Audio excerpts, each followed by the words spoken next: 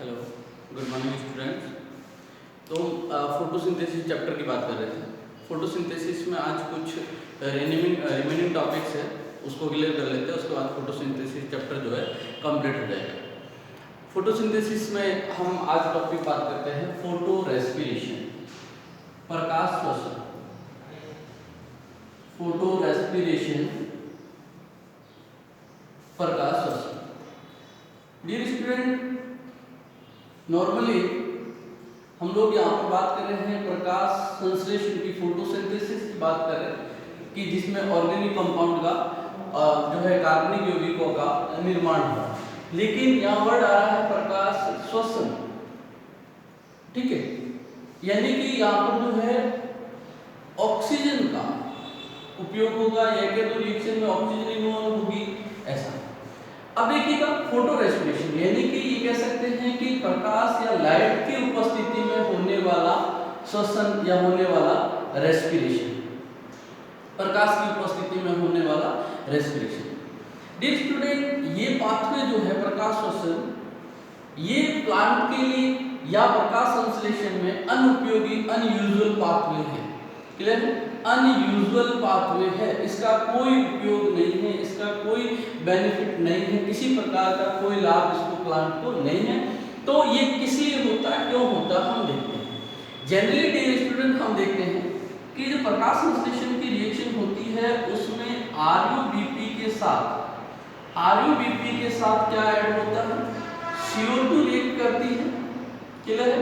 और क्या बनता है, 3 कार्बन का कंपाउंड 3PGA बनता है, जिससे क्या होता है, प्रकाश संश्लेषण दक्षतापूर्वक होता है, फोटोसिंथेसिस एफिशिएंटली होता है। और ये जो कार्य है या ये रिएक्शन जो है एक विशेष प्रकार के एंजाइम जिसका नाम है रूबिस्को, इसके द्वारा करवाई जाती है। क्लियर? पहले भी हमने कहा था कि ये जो रूबिस्को है ये दोहरी प्रकृति का होता है, ये डुअल नेचर का होता है। कैसे?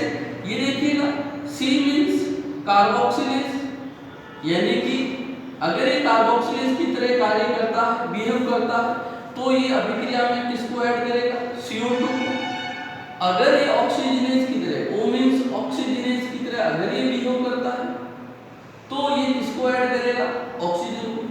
जब ये ऑक्सीजन को रिएक्शन में ऐड करता है उस समय प्रकाश संश्लेषण की दक्षता है, जो क्षमता है, एफिशिएंसी है, वो क्या हो जाती है, रिड्यूस हो जाती है। क्लियर? क्यों हो जाती है, अभी हम देखते हैं। तो कब ये रूबिस्को कार्बोक्सिलेज की तरह बिहेव करेगी, कब ऑक्सीजनेज की तरह बिहेव करेगा, तो जब CO2 की कंसंट्रेशन अधिक होगी उस समय ये कार्बोक्सिलेज यानी कि इस अभिक्रिया में CO2 जोड़ेगा और दक्षतापूर्वक जो प्रकाश संश्लेषण होगा, फोटोसिंथेसिस होगा। लेकिन यदि ये CO2 की बजाय O2 की कंसंट्रेशन अधिक हो जाए, सांद्रता अधिक हो जाए, तब ये CO2 को ऐड नहीं करेगा अभिक्रिया में, और किसको ऐड करेगा, ऑक्सीजन को ऐड करेगा। यानी कि अगर ये ऑक्सीजनेज की तरह कार्य करेगा तो अब ये CO2 को ऐड ना करके अब अभिक्रिया में किसको ऐड करेगा, ऑक्सीजन को ऐड करेगा। तो अब देखिएगा, हम जानते हैं कि RuBP में 5 कार्बन है और पहले एक कार्बन CO2 का होता था, इसलिए 6 कार्बन और इसके 2 मॉलिक्यूल बन जाते, क्योंकि ये 3 कार्बन का अणु है, मॉलिक्यूल। अब अगर इसमें रूबिस्को O2 को जोड़ता है तो यहाँ 5 कार्बन रहेंगे, तो इसके 2 मॉलिक्यूल ना बनके इसके कितने बनेंगे, 1 मॉलिक्यूल ही बनेगा, प्लस 1 मॉलिक्यूल जो दूसरा बनेगा वो 2 कार्बन का बनेगा, ग्लाइऑक्सिलेट। क्लियर? क्या बनेगा, ग्लाइऑक्सिलेट बनेगा। क्लियर? 2 कार्बन का। तो इस अभिक्रिया देखिएगा, ये किसका है, जब CO2 को ऐड करते हैं तो ये उसका कंपाउंड है। O2 को ऐड करने पर जो नया कंपाउंड बनता है वो कौन सा, 2 कार्बन का है, ग्लाइऑक्सिलेट। क्लियर? तो जब अभिक्रिया में ऑक्सीजन ऐड हो रही है, ऑक्सीजन इन्वॉल्व हो रही है, ऑक्सीजन रिएक्ट कर रही है, तो ये क्या कहलाएगी, रेस्पिरेशन, श्वसन कहलाएगी। क्यों? क्योंकि अभिक्रिया में क्या हो रहा है, ऑक्सीडेशन हो रहा है। और ये जो श्वसन हो रहा है, ये अभिक्रिया हो रही है, किसकी उपस्थिति में हो रही, लाइट, प्रकाश की उपस्थिति में हो रही, इसलिए इसको क्या कहते हैं, प्रकाश श्वसन, फोटो रेस्पिरेशन कह रहे हैं। बात समझ में आए? अब देखिएगा, इस साइकिल का दूसरा और नाम है C2 साइकिल। C2 साइकिल नाम है, C2 चक्र इसका नाम है, इसका और नाम है ग्लाइकोलेट साइकिल। इसका और नाम है ग्लाइकोलेट साइकिल। क्यों कहते हैं, देखिएगा, जब ऑक्सीजन ऐड हो रही है RuBP के साथ तो इसका जो है इस अभिक्रिया का कंपाउंड बन रहा 2 कार्बन का, इसलिए C2 साइकिल और ग्लाइकोक्सिलेट नाम है तो ग्लाइकोलेट साइकिल इसको कहते हैं। क्लियर है? तो मेनली हम बात करें रूबिस्को की ड्यूल नेचर के कारण C3 प्लांट में मेनली ये जो होगा प्रकाश शोषण ये किसमें होगा? C3 प्लांट में होगा। क्लियर है? C3 साइकिल के दौरान होगा क्योंकि रूबिस्को उसका मुख्य एंजाइम है। आगे बात समझ, तो ये क्या कहलाता है? फोटो रेस्पिरेशन, प्रकाश शोषण कहलाता है। क्लियर? तो C3 प्लांट में फोटो रेस्पिरेशन होने पर प्रकाश संश्लेषण फोटोसिंथेसिस की एफिशिएंसी या दक्षता है वो क्या हो जाती है? कम हो जाती है, घट जाती है। क्लियर है? इसीलिए हम लोगों ने कहा था कि C3 की तुलना में C4 में प्रकाश संश्लेषण की दक्षता क्या होती है? अधिक होती है, क्योंकि C4 का मुख्य जो एंजाइम था आपको याद होना चाहिए कौन सा है? पेप्टेज है। कौन सा है? पेप्टेज, जिसके ऊपर ऑक्सीजन का कोई प्रभाव नहीं पड़ेगा। ये लॉयल है, केवल CO2 के साथ ही क्या करेगा? रिएक्ट करेगा, CO2 को रिएक्ट करवाएगा। क्लियर है? बात समझ में आ गई? अब देखिएगा ये जो फोटो रेस्पिरेशन है डियर स्टूडेंट, फोटो रेस्पिरेशन कौन से ऑर्गन में होता है? कौन से अंग में होता है? कोशिका में। तो देखिएगा कि फोटो रेस्पिरेशन होता है CPMT में। किसमें होता है? CPMT में होता है। C मींस क्लोरोप्लास्ट, हरित लवक। P means peroxisome, peroxisome. और MT माइटोकॉन्ड्रिया, माइटोकॉन्ड्रिया। इन 3 ऑर्गेनेली में आप याद रखेंगे इस बात को, इंपॉर्टेंट चीज है। इन 3 ऑर्गेनेली में क्लोरोप्लास्ट, परऑक्सीसोम, माइटोकॉन्ड्रिया में प्रकाश शोषण की अभिक्रिया संपन्न होती है। फोटो रेस्पिरेशन की रिएक्शन जो है क्या होती है? पूर्ण होती है। क्लियर? अब कैसे रिएक्शन चलती है थोड़ा सा मैं इसके बारे में बता देता हूं कि इन तीनों में कैसे होता है। तो देखिएगा क्या होता है कि सबसे पहले जैसे इस प्रकार से ऑर्गेनेली होते हैं, इस प्रकार रिएक्शन इसमें चलती है। सबसे पहले रिएक्शन RuBP से जो 2 कार्बन का कंपाउंड बनेगा, ऑक्सीजन ऐड होगी, रूबिस्को यहाँ कार्य करेगा। ठीक है? ये जाएगा किसमें? ये शुरू कहाँ हुई? क्लोरोप्लास्ट में अभिक्रिया शुरू होगी, फिर कहाँ जाएगी? परऑक्सीसोम में जाएगी। क्लियर है? परऑक्सीसोम से कंपाउंड कहाँ जाएगा? माइटोकॉन्ड्रिया में जाएगा, और माइटोकॉन्ड्रिया से वापस जो है कहाँ आ जाएगा? परऑक्सीसोम से होते हुए क्लोरोप्लास्ट में। इस प्रकार से रिएक्शन चलती है। आगे बात समझ में? तो ये क्या है? फोटो रेस्पिरेशन है। इसका अध्ययन अगर बात करें तो साइंटिस्ट डेकर और टीओ, ठीक है, 2 साइंटिस्ट थे जिन्होंने इसका अध्ययन किया था। क्लियर है? आगे बात समझ। इसी के साथ एक और मैं वर्ड की बात करता हूं यहाँ पर, वारबर्ग प्रभाव, वारबर्ग इफेक्ट। वारबर्ग प्रभाव, वारबर्ग इफेक्ट क्या है? वारबर्ग नाम का एक साइंटिस्ट जिन्होंने बताया कि ऑक्सीजन की उपस्थिति में प्रकाश संश्लेषण संदमित हो जाता है। प्रकाश संश्लेषण क्या हो जाता है? संदमित हो जाता है। वारबर्ग ने बताया ऑक्सीजन की उपस्थिति में प्रकाश संश्लेषण फोटोसिंथेसिस क्या हो जाता है? संदमित हो जाता है, इनहिबिट हो जाता है। इसे क्या कहा इन्होंने? वारबर्ग प्रभाव। कैसे होता है ये हमने देखा ही है कि RuBP के साथ ऑक्सीजन जुड़ने पर प्रकाश संश्लेषण की दक्षता क्या हो जाती है? कम हो जाती है। क्लियर है? तो ये हमने यहाँ पर टॉपिक पढ़ा है फोटो रेस्पिरेशन, प्रकाश शोषण, जो बिल्कुल सिंपल सा जो रूबिस्को के कारण हो रहा है। क्लियर है?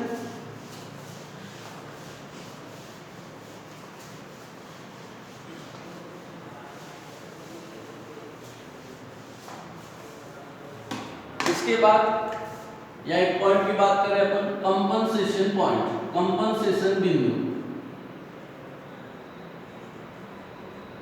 कंपनसेशन पॉइंट, कंपनसेशन बिंदु क्या है? संतृप्त बिंदु क्या है? सैचुरेशन पॉइंट क्या है? डियर स्टूडेंट, देखते हैं हम लोग कि फोटोसिंथेसिस में CO2 एब्जॉर्ब होती है और कोशिका में, सेल में ऑक्सीजन रिलीज होती है। कोशिका में रेस्पिरेशन में O2 एब्जॉर्ब होती है और CO2 रिलीज होती है। क्लियर? आगे बस नॉर्मल बात है। अब क्या होता है कि CO2 absorb, O2 release, O2 absorb, CO2 release. तो ऐसे क्या होता है, एक ऐसा पॉइंट आता है जहां पर गैसेस एक्सचेंज कोशिका में, सेल में स्टॉप हो जाता है। गैसों का आदान प्रदान क्या हो जाता है, रुक जाता है। एक ऐसा बिंदु, एक ऐसा पॉइंट जहां पर कोशिका में गैसों का आदान प्रदान रुक जाता है, या ये कह लो कि CO2 और O2 की मात्रा बराबर हो जाती है, संतृप्त हो जाती है, या ये कह लो कि फोटोसिंथेसिस और रेस्पिरेशन क्या हो जाता है, इक्वल हो जाता है, या ये कह लो CO2 रिलीज, O2 एब्जॉर्प्शन बराबर हो जाता है। ठीक है, आगे बात समझ। तो ऐसे पॉइंट को क्या कहते हैं, इस पॉइंट को क्या कहते हैं, कंपनसेशन पॉइंट कहते हैं, कंपनसेशन बिंदु कहते हैं, संतृप्त बिंदु कहते हैं। एक बार वापस बता दूं, जहां पर CO2 O2 की सांद्रता मात्रा बराबर हो जाए, गैसेस एक्सचेंज स्टॉप हो जाए, उस पॉइंट पे, उस बिंदु को अपन क्या कहते हैं, कंपनसेशन पॉइंट कहते हैं। क्लियर है? नेक्स्ट टॉपिक अपन बात करते हैं factors affecting photosynthesis। Factors affecting photosynthesis, प्रकाश संश्लेषण को प्रभावित करने वाले कारक। प्रकाश संश्लेषण को प्रभावित करने वाले कारक दो प्रकार के हम कह सकते हैं। नंबर एक इंटरनल फैक्टर, आंतरिक कारक, और एक्सटर्नल फैक्टर। इंटरनल फैक्टर में डिपेंड करेगा क्लोरोप्लास्ट पे, हरित कवक पे डिपेंड करेगा, क्लोरोफिल पे डिपेंड करेगा, लीफ के स्ट्रक्चर पे, ग्रेना पे। क्लियर है? और एक्सटर्नल फैक्टर कौन कौन से हैं? नंबर एक बात करें लाइट, बात करें अपन टेम्परेचर, तापमान,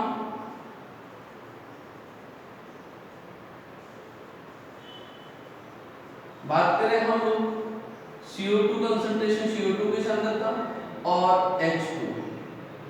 ठीक है, ये कुछ फैक्टर, एक्सटर्नल फैक्टर है जो फोटोसिंथेसिस को क्या करते हैं, अफेक्ट करते हैं। प्रकाश, टेम्परेचर, CO2, H2। क्लियर है? और इंटरनल फैक्टर में बता दिया क्लोरोप्लास्ट, हरित कवक, क्लोरोफिल किस प्रकार से है, वो जो है अफेक्ट करते हैं। इससे पहले हम लोग यहाँ पर दो और जो है क्या करते हैं, इससे पहले एक्सटर्नल फैक्टर को समझने से पहले हम यहाँ पर दो और फैक्टर की बात करते हैं।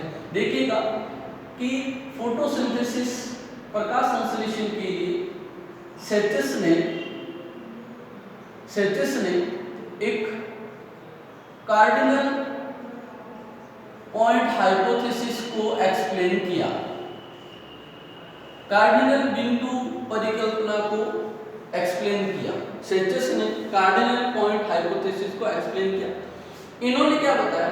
इन्होंने बताया कि प्रकाश संश्लेषण के दौरान, फोटोसिंथेसिस के दौरान 3 पॉइंट प्राप्त होते हैं। जैसे प्रकाश संश्लेषण, इसमें 3 बिंदु प्राप्त होते हैं। एक आरंभिक बिंदु, ठीक है, जिसको क्या कहा, मिनिमम पॉइंट, निम्नतम बिंदु, ठीक है। दूसरा इन्होंने क्या कहा, ऑप्टिमम, ठीक है। और तीसरा यानी कि क्या कहा इन्होंने, उच्चतम, और फिर क्या कहा इन्होंने, मैक्सिमम, अधिकतम। बिल्कुल सिंपल है। जहां अभिक्रिया आरंभ हो रही है, ऐसा कारक जहां अभिक्रिया आरंभ हो रही है, उस पॉइंट को क्या कहते हैं, मिनिमम। जहां अभिक्रिया उच्चतम हो चुकी है, ठीक है, ऑप्टिमम।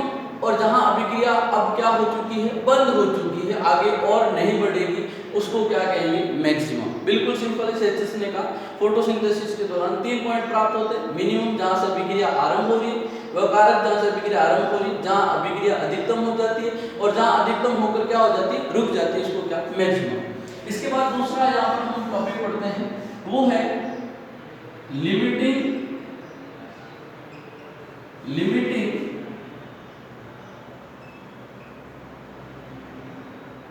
Law of Blackman.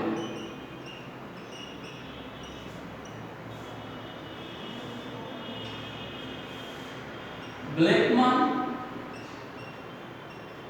का सीमाकारी कारकों का नियम।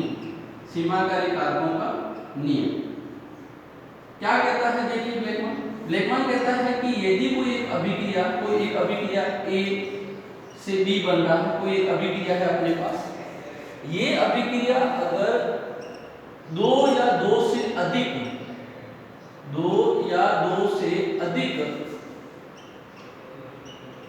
कारकों से नियंत्रित होती है, दो या दो से अधिक कारकों से नियंत्रित हो रही है, कोई भी अभिक्रिया हो, कह रहा है कि अगर दो या दो से अधिक कारकों से नियंत्रित हो रही है तो उस कारक से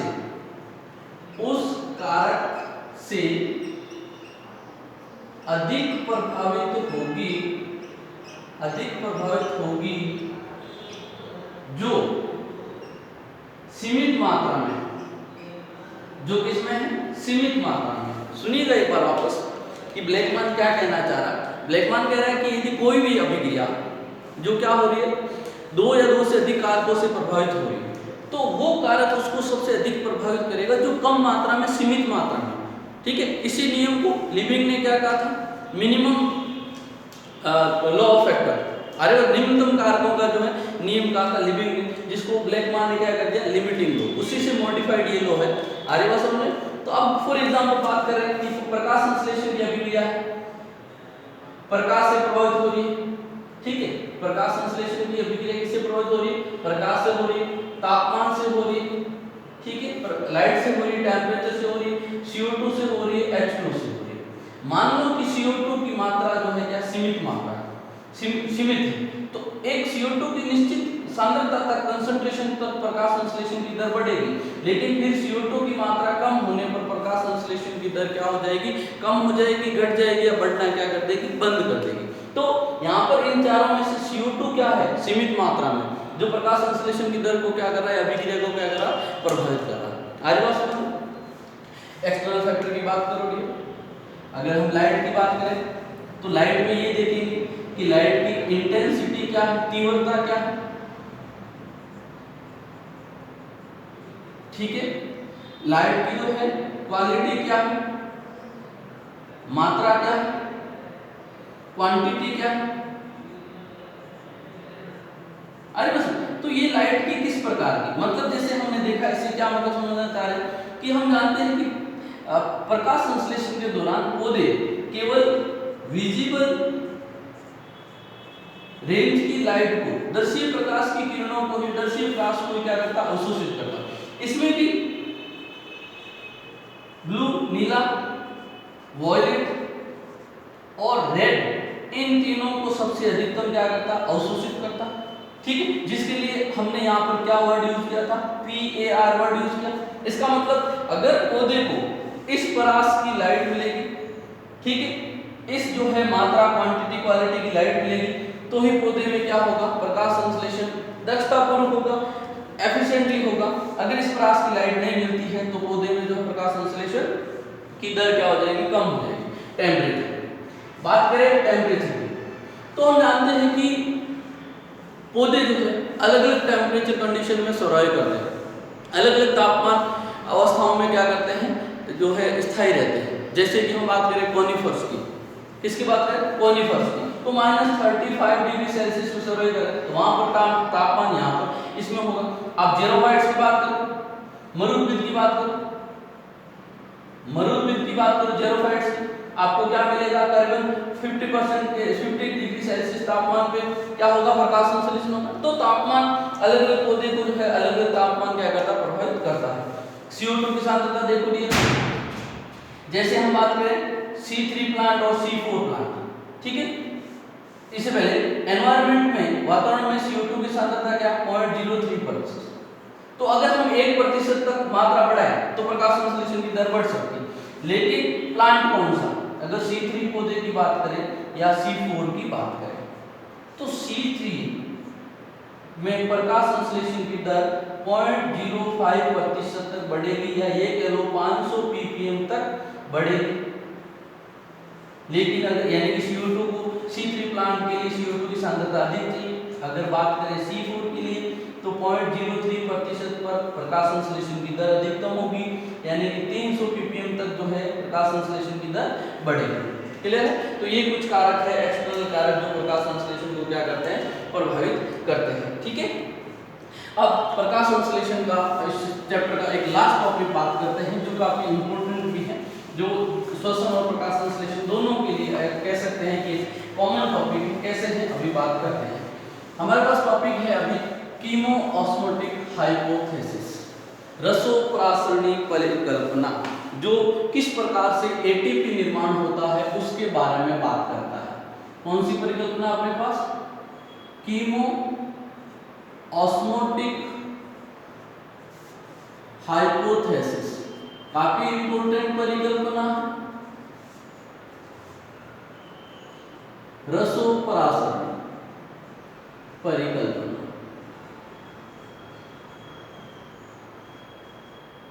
पहली बात, ये परिकल्पना क्या कहना चाहती है? तो डियर स्टूडेंट, प्रकाश संश्लेषण में हम लोगों ने लाइट रिएक्शन के बारे में बात की, आपको पता है, शुरू में आपको सब जो है जानते हैं। तो प्रकाश लाइट रिएक्शन में क्या देखा हमने कि जो चक्रीय और अचक्रीय, साइक्लिक और नॉन साइक्लिक जो फोटो फॉस्फोराइलेशन है, उसमें एक इलेक्ट्रॉन स्थानांतरण के द्वारा एटीपी का निर्माण होता है। क्लियर? तो अब यहाँ पर और बात करें अपन श्वसन में, जो आगे चैप्टर पढ़ने वाले हैं, श्वसन में क्या होता है, कोशिकीय ऊर्जा, सेलुलर एनर्जी का फॉर्मेशन होता है एटीपी के रूप में।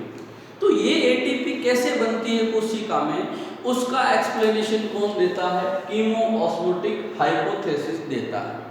इसकी जो है एटीपी कैसे बनेगी, इसकी जो है परिकल्पना, इसकी जो है अपन बात करें सिद्धांत कौन समझाता है? कीमोऑस्मोटिक हाइपोथेसिस। इसका मतलब कीमोऑस्मोटिक हाइपोथेसिस क्लोरोप्लास्ट यानी कि हरित लवक और माइटोकॉन्ड्रिया दोनों में ऊर्जा निर्माण की प्रक्रिया को समझाता है। दोनों में जो किस प्रकार से एटीपी बनती है, इस एटीपी की निर्माण की प्रक्रिया को समझाता है।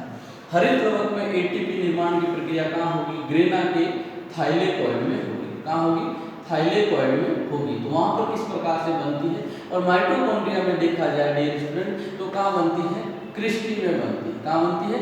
क्रिस्टी में इसका निर्माण होता है। माइटोकॉन्ड्रिया के जो अंतर्वलन होते हैं इस प्रकार से, वहाँ पर जो है एटीपी का निर्माण होता है। दोनों में किस प्रकार से होता है उसकी जो बारे में कौन समझाता है? कीमोऑस्मोटिक हाइपोथेसिस। तो इसका सिद्धांत आपको समझ में आ गया होगा। अब प्रकाश संश्लेषण में कीमोऑस्मोटिक हाइपोथेसिस कहता है कि जो थाइलेकॉइड झिल्ली है, ठीक है, थाइलेकॉइड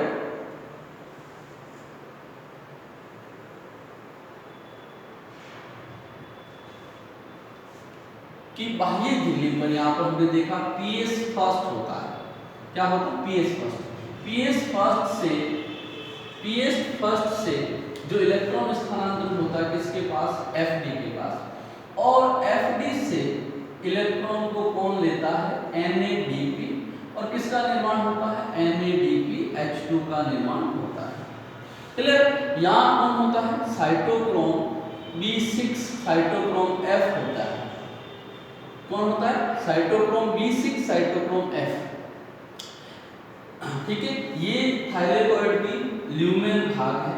ल्यूमेन जो है पार्ट है। बाहर क्या है? स्ट्रोमा।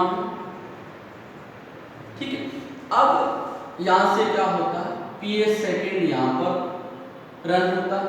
पीएस सेकेंड से में क्या होता है? जल का प्रकाशिक अपघटन होता है। फोटोलाइसिस ऑफ H2 जिसे 4H+ प्लस O2 का इवॉल्व होता है। O2 बाहर कहाँ चली जाती है? एनवायरनमेंट में चली जाती है। ये इलेक्ट्रॉन जो है किसके पास? साइटोक्रोम के पास जाते हैं। क्लियर है? आएगा। यहाँ से ये H+ क्या आते हैं? ल्यूमेन में आते हैं। H+ कहाँ आते हैं? ल्यूमेन में। जल के भी H+ यहाँ ल्यूमेन में इकट्ठे होते हैं। इस प्रकार एक प्रोटॉन प्रवणता का निर्माण होता है। ल्यूमेन में प्रोटॉन प्रवणता बनती है। ठीक है, प्रोटॉन ग्रेडियंट बनता है, कहने का मतलब। क्लियर? अब स्ट्रोमा की तरफ जो है थाइलेकॉइड की झिल्ली में प्रोटॉन चैनल होता है। ये प्रोटॉन चैनल F1 भाग के साथ जुड़ा रहता है। इसको F1 भाग भाग बोलते हैं, हेड भाग बोलते हैं। क्लियर है? इस प्रोटॉन जो है, ये प्रोटॉन चैनल जो है ये H+ के लिए परमेबल होता, पारगम्य होता है। यहाँ एक एंजाइम होता है F1 में, ATP synthetase, ATP synthetase enzyme है F1 में। क्लियर है? अब क्या होगा कि जब ये प्रोटॉन प्रवणता बन जाएगी, प्रोटॉन की सांद्रता बन जाएगी, तो इस प्रोटॉन चैनल से H+ बाहर आएंगे। कहाँ आएंगे? स्ट्रोमा में आएंगे। क्लियर है?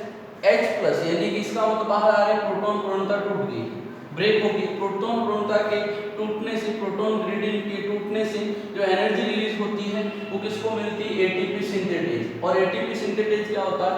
एक्टिव होता है, और परिणाम स्वरूप ये एंजाइम ADP के साथ क्या जोड़ता है? इनऑर्गेनिक फॉस्फेट जोड़ता है, और लगातार किसका निर्माण होता है? ATP का निर्माण होता है। क्लियर है? तो इस प्रकार से क्या होता है? ATP का निर्माण। मेनली क्या कहना चाह रहा है कि प्रोटॉन प्रवणता हाइड्रोजन आयन के स्थानांतरण के कारण ये एंजाइम जो क्या होता है? एक्टिवेट होता है, और ADP के साथ इनऑर्गेनिक फॉस्फेट को जोड़ता है, परिणाम स्वरूप ATP का निर्माण होता है। क्लियर है? इसी प्रकार से हम आगे देखें, माइटोकॉन्ड्रिया में भी इसी प्रकार से प्रोटॉन प्रवणता के कारण क्या होता है? ATP का निर्माण होता है। क्लियर है? तो ये अपना फोटोसिंथेसिस का चैप्टर कंप्लीट होता है यहाँ पर। कल हम जो है आगे लेक्चर की बात करेंगे रेस्पिरेशन। क्लियर है? Thank you so much.